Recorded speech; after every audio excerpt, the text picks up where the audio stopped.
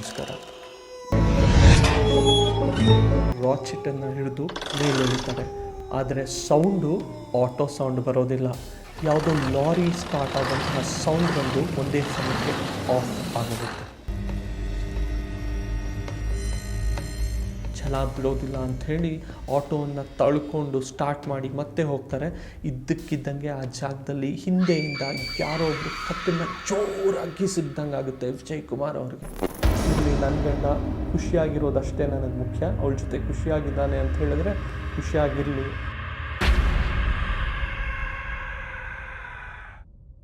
ಎಲ್ರಿಗೂ ನಮಸ್ಕಾರ. ನೀವು ನೋಡ್ತಾ ಇದ್ದೀರಾ ಸಿಗ್ನೇಚರ್ ಸ್ಟುಡಿಯೋ. ನಾನು ನಿಮ್ಮ ಗೆಳೆಯ, ನನ್ನ ಹೆಸರು ಪ್ರಶಾಂತ್. ಸ್ನೇಹಿತರೆ, ನಾನಿವತ್ತು ಹೇಳಿಕೊಡ್ತಿರುವಂತಹ ಒಂದು ಕತೆ ನೈಜ ಘಟನೆ.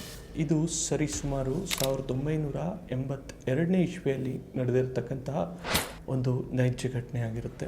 ಸೊ ಇವತ್ತು ನಾವು ಮಾತಾಡ್ತಾ ಇರುವಂಥದ್ದು ಮಂಡ್ಯ ಜಿಲ್ಲೆಯಲ್ಲಿ ಇರ್ತಕ್ಕಂತಹ ವಿಜಯ್ ಕುಮಾರ್ ಅವರ ಬಗ್ಗೆ. ಇವರು ನಮ್ಮ ಸಬ್ಸ್ಕ್ರೈಬರ್ನಲ್ಲಿ ಒಬ್ಬರಾದಂಥವರು. ಇವರ ಕತೆ ನಮಗೆ ಪತ್ರದ ಮೂಲಕ ತಿಳಿಸಿರ್ತಾರೆ. ಸೊ ವಿಜಯ್ ಕುಮಾರ್ ಅವರು 1982ನೇ ಇಸ್ವಿಯಲ್ಲೇ ಗ್ರ್ಯಾಜುಯೇಷನ್ನ ಮುಗಿಸ್ತಾರೆ. ಸೊ ಗ್ರ್ಯಾಜುಯೇಷನ್ ಮುಗಿಸ್ಕೊಂಡು ಬರ್ತಿದ್ದಂಗೆ ಅವರ ಮನೆಯಲ್ಲಿ ಸಂಭ್ರಮ ಸಡಗರ. ಆಗಿನ ಕಾಲಕ್ಕೆ ಗ್ರ್ಯಾಜುಯೇಟ್ ಮಾಡಿದಂತಹ ವ್ಯಕ್ತಿಗಳಿಗೆ ವಿಶೇಷವಾದಂತಹ ಬೆಲೆ ಇತ್ತು, ಅದು ನಿಮಗೂ ಗೊತ್ತಿರುತ್ತೆ. ಹಾಗೆ ಅವರ ತಂದೆ ತಾಯಿಗೂ ಕೂಡ ಬಹಳ ಹೆಮ್ಮೆ ಪಡುವಂತಹ ವಿಚಾರ, ತುಂಬ ಖುಷಿಯಾಗಿದ್ರು. ಇನ್ನೇನು ಮಗ ಗ್ರ್ಯಾಜುಯೇಷನ್ ಮುಗೀತು, ಈಗ ಒಂದು ಒಳ್ಳೆ ಗೌರ್ಮೆಂಟ್ ಕೆಲಸ ಸಿಗುತ್ತೆ. ಆಗಿನ ಕಾಲಕ್ಕೆ ಹಾಗೆ ತಂದೆ ತಾಯಿಗಳು ಈಗಲೂ ಅಷ್ಟೇ, ಬಟ್ ಗೌರ್ಮೆಂಟ್ ಕೆಲಸಗಳು ಸಿಗೋದು ಬಹಳ ಕಷ್ಟ ಈಗ. ಬಟ್ ಆಗಿನ ಕಾಲಕ್ಕೆ ಗ್ರ್ಯಾಜುಯೇಷನ್ ಮುಗಿಸಿದಂತಹ ಹಲವಾರು ವ್ಯಕ್ತಿಗಳಿಗೆ ಗೌರ್ಮೆಂಟ್ ಹುದ್ದೆ ಸಿಗೋದು ಬಹಳ ಸುಲಭ ಇತ್ತು. ಸೊ ಅದೇ ರೀತಿ ಕನಸು ಕಾಣ್ತಾ ಇರ್ತಾರೆ ನಮ್ಮ ವಿಜಯ್ ಕುಮಾರ್ ಅವರ ತಂದೆ ತಾಯಿ. ಅವರು ಆಸೆ ಪಟ್ಟರು ಕೂಡ ಇವರ ಆಸೆ ಅವತ್ತಿಂದನೂ ವಿಜಯ್ ಕುಮಾರ್ ಅವರಿಗೆ ಓದೋದು ಬರೀ ನಾಲೆಡ್ಜ್ ಪಡ್ಕೊಳ್ಳೋದಕ್ಕೆ, ಕೆಲಸ ಮಾಡೋದು ನಮ್ಮ ಮನಸ್ಸಿಗೆ ಇಷ್ಟ ಆಗುವಂಥ ಕೆಲಸ ಮಾಡಬೇಕು, ಬಿಸ್ನೆಸ್ ಮಾಡಬೇಕು, ಅದರಲ್ಲಿ ಉನ್ನತಿಯನ್ನು ಪಡಿಬೇಕು ಅನ್ನೋದು ವಿಜಯ್ ಕುಮಾರ್ ಅವರ ಆಸೆ ಆಗಿರುತ್ತೆ. ಆದರೆ ತಂದೆ ತಾಯಿಗಳಿಗೆ ಒಂದು ಭಯ ಇದ್ದೇ ಇರುತ್ತೆ ಯಾವಾಗಿದ್ದರೂ. ಸೊ ಬಿಸ್ನೆಸ್ ಅಂತ ಮಗ ಹೋದಾಗ ಕೈ ಸುಟ್ಕೊಂಡು ಮತ್ತೆ ಜೀವನ ಹಾಳು ಮಾಡ್ಕೊಳ್ದೇ ಇರಲಿ ಅಂತ ಹೇಳಿಬಿಟ್ಟು ಅವರು ಒಪ್ಕೊಳ್ಳೋದಿಲ್ಲ ವಿಜಯ್ ಕುಮಾರ್ ಅವರ ತಂದೆ ತಾಯಿ. ಸರಿ ಅಂಥೇಳಿ ತಂದೆ ತಾಯಿಗೂ ನೋವು ಪಡಿಸೋದಕ್ಕೆ ಇಷ್ಟ ಇರೋದಿಲ್ಲ ವಿಜಯ್ ಕುಮಾರ್ ಅವರಿಗೆ. ಹಾಗಾಗಿ ವಿಜಯ್ ಕುಮಾರ್ ಅವರು ಏನು ಮಾಡ್ತಾರೆ, ತಮ್ಮ ತಂದೆ ತಾಯಿ ಹೇಳ್ದಂಗೆ ಗೌರ್ಮೆಂಟ್ ಜಾಬ್ಗಳಿಗೆ ಅಪ್ಲೈ ಮಾಡೋದಕ್ಕೆ ಶುರು ಮಾಡ್ತಾರೆ. ತುಂಬಾ ಬೇಗ ಅವ್ರಿಗೆ ಒಂದು ಗೌರ್ಮೆಂಟ್ ಸಂಸ್ಥೆಯಲ್ಲಿ ಒಂದು ಕೆಲಸ ಸಿಗುತ್ತೆ.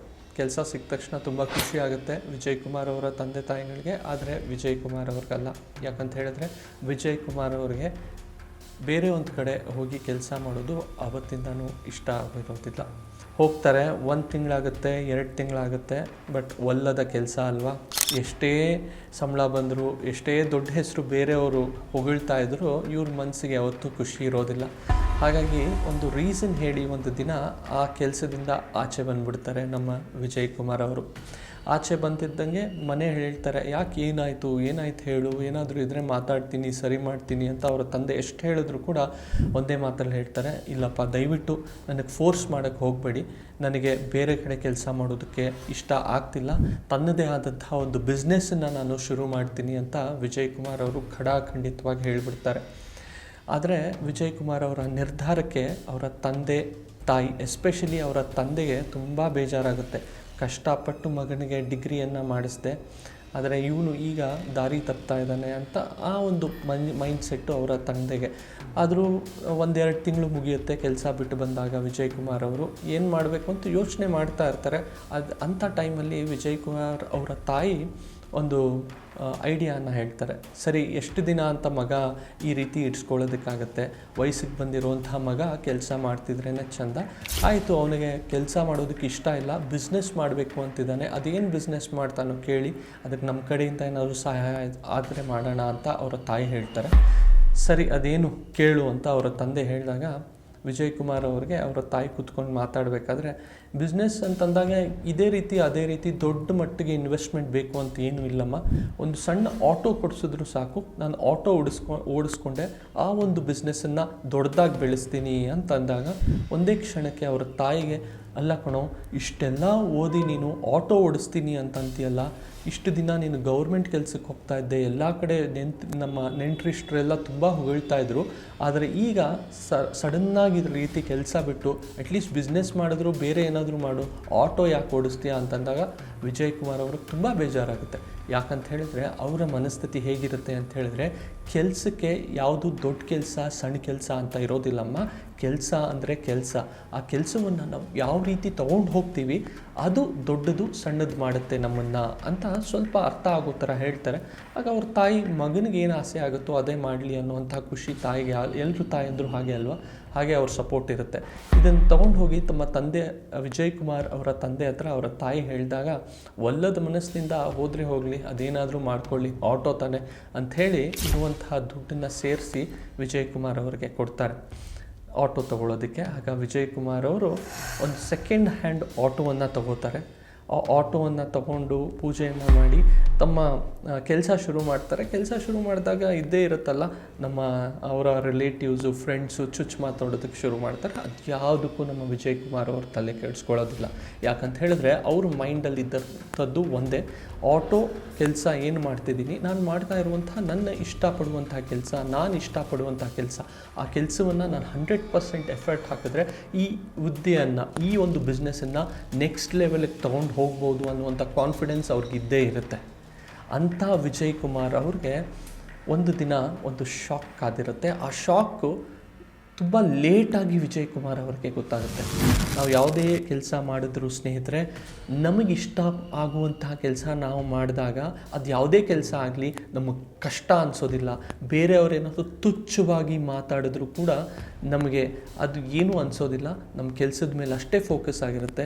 ತುಂಬ ಕಮ್ಮಿ ಸ್ಪ್ಯಾನ್ ಆಫ್ ಟೈಮ್, ಅಂದರೆ 6 ಮಂತ್ಸಲ್ಲಿ ವಿಜಯ್ ಕುಮಾರ್ ಅವರು ಒಂದಷ್ಟು ದುಡ್ಡನ್ನು ಸೇರಿಸಿ ಮತ್ತೊಂದು ಆಟೋವನ್ನು ತೊಗೋಬೇಕು ಅಂತ ನಿರ್ಧಾರ ಮಾಡಿ ತೊಗೊಳೋದಕ್ಕೆ ಹೋಗ್ತಾರೆ. ಹೀಗೆ ತೊಗೋಬೇಕು ಅಂತ ಅಂದಾಗ ಒಂದು 4 ಕಡೆ ಹೇಳಿರ್ತಾರೆ. ಆವಾಗ ಸಿಕ್ಕಂತಹ ಒಬ್ಬ ಗೆಳೆಯ ಹರೀಶ್. ಸೊ ಹರೀಶ್, ಹೀಗೆ ವಿಜಯ್ ಕುಮಾರ್ ಅವನು ಹರೀಶ್ ಅನ್ನೋನು ಕೂಡ ಆಟೋ ಡ್ರೈವರ್ ಆಗಿರ್ತಾನೆ. ನಮ್ಮ ವಿಜಯ್ ಕುಮಾರ್ ಅವರು ಆಟೋ ಓಡಿಸ್ತಾ ಇದ್ದಿದ್ದರಿಂದ ಈ ರೀತಿ ಸರ್ಕಲಲ್ಲಿ ಸಿಕ್ಕಂತಹ ಫ್ರೆಂಡ್ ಆಗಿರ್ತಾನೆ ಹರೀಶು ಕೇರಳ ಮೂಲದವನಾಗಿರ್ತಾನೆ. ಅವನು ವಾಪಸ್ ಬೆಂಗಳೂರಿಂದ ಕೇರಳಗೆ ಹೋಗಬೇಕು, ನನ್ನ ಆಟೋ ನಾನು ಮಾರಿಬಿಡ್ತೀನಿ, ನೀನು ಬೇಕಾದರೆ ತೊಗೋತೀಯಾ ಅಂತಂದಾಗ ವಿಜಯ್ ಕುಮಾರ್ ಅವರು, ಅಲ್ಲ ಒಳ್ಳೆ ಆಟೋ ಏನಕ್ಕೆ ಮಾರಿಬಿಟ್ಟು ಹೋಗ್ತಾ ಇದೆಯಾ ಅಂತೆಲ್ಲ ಕೇಳಿದಾಗ, ಇಲ್ಲ ನನಗೆ ನನ್ನ ಊರು ತುಂಬ ಇಷ್ಟ ಆಗ್ತಿದೆ ವಾಪಸ್ ಹೋಗೋದಕ್ಕೆ, ಹಾಗಾಗಿ ನಾನು ವಾಪಸ್ ಊರಿಗೆ ಹೋಗ್ತೀನಿ ಅಂತಾನೆ. ಇರ್ಬೋದೇನೋ, ಮೋಸ್ಟ್ಲಿ ಅವರ ಏನು ಹುಟ್ಟು ಬೆಳೆದಂತಹ ಊರು, ಆ ಒಂದು ಸೆಳೆತ ಇದ್ದೇ ಇರುತ್ತೆ ಅಲ್ಲ ಸ್ನೇಹಿತರೆ ಎಲ್ರಿಗೂ. ಅದೇ ರೀತಿ ಇವನಿಗೂ ಇದೆ, ಹೋಗ್ತಾ ಇದ್ದಾನೆ. ಸರಿ, ಒಬ್ಬ ಬಿಸ್ನೆಸ್ ಮ್ಯಾನ್ ಏನು ಥಿಂಕ್ ಮಾಡ್ತಾನೆ ಅಂತಂದರೆ, ಅವನಿಗೆ ಅವನ ಬಜೆಟ್ಟಿಗೆ ಸಿಗುವಂಥದ್ದು ಅಥವಾ ಅದರಿಂದ ಪ್ರಾಫಿಟ್ ಆಗೋದ್ರ ಬಗ್ಗೆ ವಿಜಯ್ ಕುಮಾರ್ ಅವರು ಯೋಚನೆ ಮಾಡಿಬಿಟ್ಟು, ಸರಿ ಆಯಿತು, ನಾನು ಇನ್ನಿನ್ನ ಆಟೋವನ್ನು ತೊಗೋತೀನಿ, ಎಷ್ಟು ಹೇಳ್ತೀಯಾ ಅಂತಂದಾಗ ಅವನು ತುಂಬ ತೀರಾ ಕಮ್ಮಿ ಪ್ರೈಸ್ಗೆ ಹೇಳ್ತಾನೆ. ಇದೇನೋ ಇಷ್ಟು ಒಳ್ಳೆ ಗಾಡಿನ ಇಷ್ಟು ಕಮ್ಮಿ ಪ್ರೈಸಿಗೆ ಕೊಡ್ತಾ ಇದೆಯಾ ಅಂತ ಕೇಳ್ತಾರೆ. ಆಗ ಹರೀಶು, ಬಿಡೋ, ನಿನ್ನ ಮಧ್ಯೆ ಎಂಥ ಬಿಸ್ನೆಸ್ಸು, ನನ್ನ ಸ್ನೇಹಿತ ಅಲ್ವಾ, ನಾನು ಬೇರೆಯವ್ರಿಗಾಗಿದ್ದರೆ ಬೇರೆ ಪ್ರೈಸ್ ಹೇಳ್ತಾ ಇದ್ದೆ, ನನ್ನ ಸ್ನೇಹಿತ ಹೆಂಗೋ ಚೆನ್ನಾಗಿರು ಅಂತ ಹೇಳ್ತಾನೆ. ಹೌದೇನೋ, ಭವಿಷ್ಯ ಸ್ನೇಹಿತ ಅನ್ನುವಂಥ ಒಂದು ಸದರ ಅಥವಾ ಖುಷಿಗೆ ಅವನು ನನಗೆ ಒಳ್ಳೆ ಪ್ರೈಸಲ್ಲೇ ಕೊಡ್ತಿದ್ದಾನೆ, ಬೇರೆ ಏನೂ ಕಾರಣ ಇರೋಕ್ಕಿಲ್ಲ ಅಂತ ಒಂದು ಕಡೆ ಯೋಚನೆ ಮಾಡಿದ್ರೆ, ಆ್ಯಸ್ ಎ ಬಿಸ್ನೆಸ್ ಮ್ಯಾನ್ ಇನ್ನೊಂದು ಕಡೆ ವಿಜಯ್ ಅವರು ಯೋಚನೆ ಮಾಡ್ತಾರೆ, ಓಕೆ ನಾನೊಬ್ಬ ಬಿಸ್ನೆಸ್ ಮ್ಯಾನು, ನನಗೆ ಕಮ್ಮಿ ರೇಟಲ್ಲಿ ಸಿಕ್ಕಿದ್ರೆ ಇದರಿಂದ ಹೆಚ್ಚಾಗಿ ದುಡಿಮೆಯನ್ನು ತೆಗೆದು ಆದಷ್ಟು ಬೇಗ ಬಂಡವಾಳ ತೆಗೆದು ಲಾಭವನ್ನು ಗಳಿಸ್ಬೋದು ಅಂತ ಮತ್ತೊಂದು ಮೈಂಡ್ಸೆಟ್ಟಲ್ಲಿ ಯೋಚನೆ ಮಾಡಿ ಹಿಂದೆ ಮುಂದೆ ಏನು ವಿಚಾರಿಸದೆ ಆ ಒಂದು ಗಾಡಿಯನ್ನು ತೊಗೊಂಡ್ಬಿಡ್ತಾರೆ. ವಿಜಯ್ ಕುಮಾರ್ ಅವರು ಹರೀಶ್ ಅವ್ರ ಹತ್ರ ಖುಷಿಯಿಂದ ಆಟೋವನ್ನು ತೊಗೋತಾರೆ.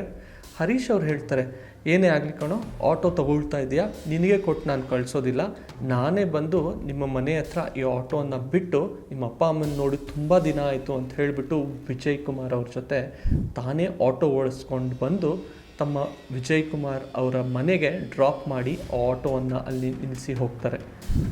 ಆಗ ವಿಜಯ್ ಕುಮಾರ್ ಅವರು ತಮ್ಮ ತಾಯಿ ತಂದೆಗೆ ಹೇಳ್ತಾರೆ, ನೋಡಮ್ಮ, ವಿತಿನ್ ಅ ಶಾರ್ಟ್ ಸ್ಪ್ಯಾನ್, ಅಂದರೆ ಬರೀ 6 ತಿಂಗಳಲ್ಲಿ ನಾನೇ ದುಡಿದು ಮತ್ತೊಂದು ಆಟೋವನ್ನು ಕೂಡ ತೊಗೊಂಡಿದ್ದೀನಿ. ಇದಕ್ಕೆ ಹೇಳೋದು ಬಿಸ್ನೆಸ್ ಮಾಡಬೇಕು ಅಂತ ಹೇಳಿಬಿಟ್ಟು. ನೀವು ಹೇಳಿದಾಗೆ ಅದೇ ಹುದ್ದೆಯಲ್ಲಿ ನಾನೇನಾದರೂ ಇದ್ದಿದ್ದರೆ ಅದೇ 9 to 6 ಜಾಬು, ಅದೇ ಸಂಬಳ, ಏಳಿಗೆ ಅನ್ನೋದೇ ಇರ್ತಾ ಇರಲಿಲ್ಲ ಅಂತ ತುಂಬ ಜಂಬದಿಂದ ಅಂತ ಹೇಳೋದಕ್ಕಿಂತ ಅಭಿಮಾನದಿಂದ ಹೇಳ್ಕೊತಾರೆ, ಖುಷಿಯಾಗಿ ಹೇಳ್ಕೊತಾರೆ. ಸರಿ ಆಯಿತು, ತುಂಬ ಚೆನ್ನಾಗಿದೆ ಕಣೋ, ಹೊಸ ಆಟೋನೇ, ಎಷ್ಟು ಕೊಟ್ಟೆ ಅಂತಂದಾಗ ಇಷ್ಟು ಕೊಟ್ಟೆ ಅಂತ ಒಂದು ಅಮೌಂಟ್ ಹೇಳಿದಾಗ ಅವ್ರಿಗೂ ಶಾಕ್ ಆಗುತ್ತೆ. ಇಷ್ಟೇನೇನೋ, ಇಷ್ಟು ಒಳ್ಳೆಯ ಆಟೋ ಏನಕ್ಕೆ ಇವ್ನು ಇಷ್ಟು ಕಮ್ಮಿ ಪ್ರೈಸಿಗೆ ಕೊಟ್ಟ? ಏನಿಲ್ಲ ಬಿಡಮ್ಮ, ಅವ್ನಿಗೆ ಆಟೋ ಒರೆಸಿ ಸುಸ್ತಾಗಿದೆ, ಸಾಕಾಗಿದೆ, ವಾಪಸ್ ಅವ್ನು ಊರಿಗೆ ಹೋಗಬೇಕು ಅಂತಂದಾಗ ನನಗೆ ಕೊಡ್ತೀನಿ ಅಂತಂದ. ಅವ್ನು ಬಿಟ್ಟಿದ್ರೆ ಫ್ರೀಯಾಗೆ ಕೊಟ್ಟಿರೋನೇನೋ, ಆದರೆ ನನಗೆ ಬೇಡ ಋಣ ಅಂತ ಹೇಳಿಬಿಟ್ಟು ಇಷ್ಟು ಕೊಟ್ಬಿಟ್ಟು ತೊಗೊಂಬಂದೆ ಅಂತ ಹೇಳ್ತಾರೆ. ಬಟ್ ಎಲ್ಲೋ ಒಂದು ಕಡೆ ಇರ್ಬಹುದೇನೋ ಅಂತ ಹೇಳಿಬಿಟ್ಟು ಸರಿ ಅಂತ ಖುಷಿಯಿಂದ ಆ ಒಂದು ದಿನ ಇರ್ತಾರೆ. ಮಾತಲ್ಲೇ ತಾಯಿ ಹೇಳ್ತಾರೆ, ಆಟೋ ಏನೋ ತೊಗೊಂಬಂದಿದೆಯಾ, ಈ ಆಟೋಗೆ ಒಂದು ಪೂಜೆಯನ್ನು ಪೂಜೆ ಮಾಡಿಸಿ ಆ ಒಂದು ಫ್ಯಾಮ್ಲಿ ಯಾವಾಗಲೂ ಅವರ ಮನೆ ಹತ್ತಿರ ಇರ್ತಕ್ಕಂತಹ ಸುಮಾರು ಒಂದು 2-3 ಕಿಲೋಮೀಟರ್ ದೂರದಲ್ಲಿ ಇರ್ತಕ್ಕಂತಹ ಆಂಜನೇಯನ ಗುಡಿಗೆ ಹೋಗಿ ಪೂಜೆ ಮಾಡಿಸುವಂಥ ಅಭ್ಯಾಸ, ಆಂಜನೇಯನ ಗುಡಿಗೆ ವಿಸಿಟ್ ಮಾಡುವಂಥ ಅಭ್ಯಾಸ ಆ ಒಂದು ಫ್ಯಾಮಿಲಿಗೆ ಯಾವತ್ತೂ ಇತ್ತು. ಏನೇ ಒಳ್ಳೆ ಕೆಲಸ ಮಾಡೋದಿದ್ರು ಆಂಜನೇಯನ ಗುಡಿಗೆ ಹೋಗ್ತಾಯಿದ್ರು. ಹೀಗೆ ಈ ಆಟೋನ ಕೂಡ ಆಂಜನೇಯನ ಗುಡಿಗೆ ತೊಗೊಂಡು ಹಾಗೆ ಪೂಜೆ ಮಾಡೋಣ ಅಂತ ಹೇಳ್ತಾರೆ. ಸರಿ ಅಂತ ಆ ಒಂದು ಮಾತು ಕೇಳಿದ ತಕ್ಷಣ ಹರೀಶ್ಗೆ ಒಂಥರ ಕಕ್ಕಾಬಿಕ್ಕಿ ಆಗೋಗ್ತಾನೆ. ಅಂದರೆ ವಿಜಯ್ ಕುಮಾರ್ ಅವರ ಗೆಳೆಯ ಆಟೋ ಕೊಟ್ಟಿರ್ತಾನಲ್ಲ ಅವನು. ಯಾಕೆ ಕಕ್ಕಾಬಿಕ್ಕಿ ಆಗೋಗ್ತಾನೆ? ಇಲ್ಲಮ್ಮ, ಒಂಥರ ತೊದಲೋದಕ್ಕೆ ಶುರು ಮಾಡ್ತಾನೆ. ಇದ್ದು ಹೋಗಪ್ಪ, ನಾಳೆ ಪೂಜೆ ಮುಗಿಸ್ಕೊಂಡು ನೀನು ಹೋಗುವಂತೆ ಅಂತ ಅಂದಾಗ, ಇಲ್ಲಮ್ಮ, ನಾನು ಇವತ್ತೇ ಹೊರಡಬೇಕು, ಇನ್ನೇನು ನಾನು ಆಟೋ ಬಿಟ್ಟಾಯ್ತಲ್ಲ, ನನ್ನ ಕೆಲಸ ಇಲ್ಲಿಗೆ ಮುಗೀತು ಅಂತ ಗಾಬರಿ ಆಗಿ ಹೋಗ್ತಾನೆ. ಇವರು ಅಷ್ಟಾಗಿ ಗಮನಿಸೋದಿಲ್ಲ ಆ ಟೈಮಲ್ಲಿ. ಅಲ್ಲಿಗೆ ಹರೀಶ್ ಅವರು ಆಟೋವನ್ನು ಬಿಟ್ಟು ತಮ್ಮ ಮನೆಗೆ ಹೋಗ್ಬಿಡ್ತಾರೆ ಕೇರಳಗೆ. ನೆಕ್ಸ್ಟ್ ಡೇ ಮಾರ್ನಿಂಗ್ ಮೊದಲು ಆ ಖುಷಿಯಿಂದನೇ ವಿಜಯ್ ಕುಮಾರ್ ಅವರು ಆಚೆ ಬರ್ತಾರೆ, ಆಟೋವನ್ನೇ ನೋಡ್ತಾ ಇರ್ತಾರೆ. ಆಟೋವನ್ನು ಕ್ಲೀನಾಗಿ ತೊಳಿತಾರೆ, ನೀರು ತೊಗೊಂಡು ಚೆನ್ನಾಗಿ ಒರೆಸಿ ಫಳ ಅನ್ನಬೇಕು ಅಷ್ಟು ಚೆನ್ನಾಗಿ ಕ್ಲೀನ್ ಮಾಡ್ತಾರೆ ಆಟೋವನ್ನು. ಆಯಿತು, ಇನ್ನೇನು ಪೂಜೆಗೆಲ್ಲ ರೆಡಿ ಮಾಡ್ಕೊಳ್ಳಿ ಅಂತ ಮನೆಯವ್ರಿಗೆ ಹೇಳಿದಾಗ ಅವರು ಕೂಡ ತಂದೆ ತಾಯಿ ಪೂಜೆಗೆಲ್ಲ ರೆಡಿ ಮಾಡಿಕೊಂಡು ಆಟೋ ಒಳಗಡೆ ಕುತ್ಕೋತಾರೆ. ವಿಜಯ್ ಕುಮಾರ್ ಅವರು ಕೂಡ ದೇವ್ರನ್ನ ನೆನೆಸ್ಕೊಂಡು ಆಟೋವನ್ನು, ಆಗಿನ ಕಾಲದಲ್ಲಿ ಸೆಲ್ಫ್ ಸ್ಟಾರ್ಟ್ ಇರ್ತಿರ್ಲಿಲ್ಲವಲ್ಲ ಸ್ನೇಹಿತರೆ, ಆಗಿನ ಕಾಲದಲ್ಲಿ ರಾಚಿಟ್ ಅಂತ ಇರ್ತಾಯಿತ್ತು. ಅಂದರೆ ಕೆಳಗಡೆ ರಾಚಿಟ್ ಇರ್ತಾಯಿತ್ತು, ಮೇಲೆ ಎಳ್ದಾಗ ಆಟೋ ಸ್ಟಾರ್ಟ್ ಆಗ್ತಿತ್ತು. ಆಗ ವಿಜಯ್ ಕುಮಾರ್ ಅವರು ಕೂಡ ದೇವ್ರನ್ನ ನೆನೆಸ್ಕೊಂಡು ರಾಚಿಟನ್ನು ಹಿಡಿದು ಮೇಲೆ ಎಳಿತಾರೆ. ಒಂದೇ ಸಮಕ್ಕೆ ಸ್ಟಾರ್ಟ್ ಆಗುತ್ತೆ, ಆದರೆ ಸೌಂಡು ಆಟೋ ಸೌಂಡ್ ಬರೋದಿಲ್ಲ. ಯಾವುದೋ ಲಾರಿ ಸ್ಟಾರ್ಟ್ ಆದಂತಹ ಸೌಂಡ್ ಬಂದು ಒಂದೇ ಸಮಯಕ್ಕೆ ಆಫ್ ಆಗುತ್ತೆ.